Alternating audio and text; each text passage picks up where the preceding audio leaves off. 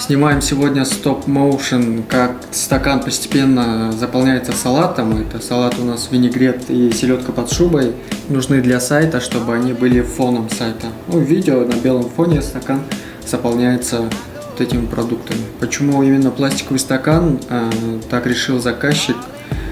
Хотя если бы это все было на тарелке, было бы намного красивее. Как я это снимаю, стоп-моушен? Тут у нас свет, я его повернул в потолок, чтобы тени были не жесткие, а свет отражался вот именно через стену, через потолок.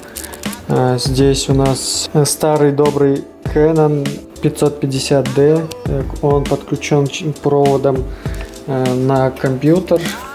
Тут программа у меня Lightroom, и я удаленно просто вот так вот нажимаю, и камера фотографирует.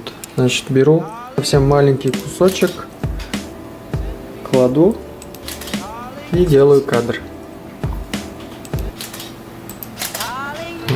И вот так вот на одно 10-секундное видео уходит около 300 или 400 кадров.